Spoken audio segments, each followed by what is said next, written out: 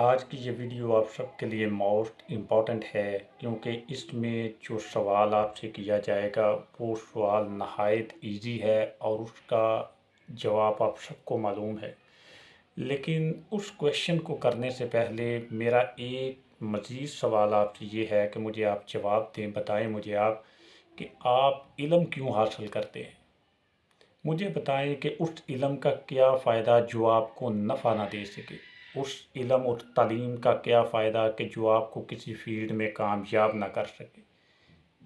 یہ بات آپ نے مائنڈ میں رکھنی ہے۔ اب چلتے ہیں اس سوال کی طرف۔ سوال یہ ہے، ہو از اللہ؟ کیا آپ سب کو معلوم ہے؟ یقیناً آپ سب کو معلوم ہے اس کا جواب، کیونکہ آپ مسلمان گھرانوں میں پیدا ہوئے ہیں اور آپ اس اللہ پر ایمان لانے کی وجہ سے مسلمان کہلائے ہیں۔ تو آپ جانتے ہیں کہ اللہ کون ہے۔ اللہ وہ ہے کہ جس نے اس کائنات کو بنایا۔ اللہ وہ ہے کہ جس نے اس کائنات میں بسنے والی تمام مخلوقات کو پیدا کیا۔ اللہ وہ ہے کہ جس نے ہم کو پیدا کیا، اور انسان وہ تمام مخلوقات میں سے واحد مخلوق ہے کہ جس کے بارے میں اللہ تعالیٰ نے فرمایا لَقَدْ خَلَقْنَا الْإِنسَانَ فِي أَحْسَنِ تَقْوِيمٍ۔ انسان کو بنایا اور اسے عزت و تکریم دی اور مقام و مرتبہ عطا کیا۔ اب چلتے ہیں ہم نیکسٹ کویشچن کی طرف، کیونکہ یہ تو تھا وہ تعارف، یہ تھا وہ اس کویشچن کا آنسر۔ لیکن جو پریشان کن اور غور کرنے والی بات ہے، اب ہم اس کا انالیسس کرتے ہیں۔ فرسٹ آف آل یہ کہ آپ نے یہ سوچا کہ اللہ نے ہم کو کیوں پیدا کیا۔ اللہ نے ہماری پیدائش کا مقصد بتا دیا ہے کہ میں نے تمہیں صرف اپنی عبادت کے لیے پیدا کیا ہے۔ سیکنڈلی، اس نے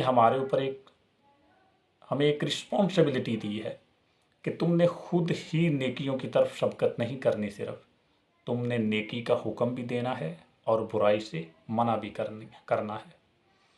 کیونکہ اس کائنات کے اندر جب سے یہ وجود میں آئی ہے، دو قوتیں برسر پیکار ہیں یا دو گروہ ہیں، ایک اللہ کا گروہ اور سیکنڈ شیطان کا گروہ۔ تو ظاہر ہے اللہ کو ماننے والے اور تمام زندگی اس کی خوشنودی میں گزارنے والے وہ اللہ کے گروہ میں سے ہیں، اور شیطان جس نے اللہ کا حکم ماننے سے انکار کر دیا، تو اس کا گروہ، وہ اس گروہ کا سردار ہے جس میں اس کے ماننے والے موجود ہیں۔ اب آپ نے یہ ڈیسائیڈ کرنا ہے اپنے عمل کے ذریعے کہ آپ کس گروہ میں شامل ہیں، اللہ کے گروہ میں سے ہیں یا شیطان کے گروہ میں سے۔ اب جو کویشچن آپ سے کیا ہے کہ آپ حیران ہوگے کہ یہ کویشچن ہم سے کیوں کیا گیا، کس کو نہیں معلوم کہ اللہ کون ہے؟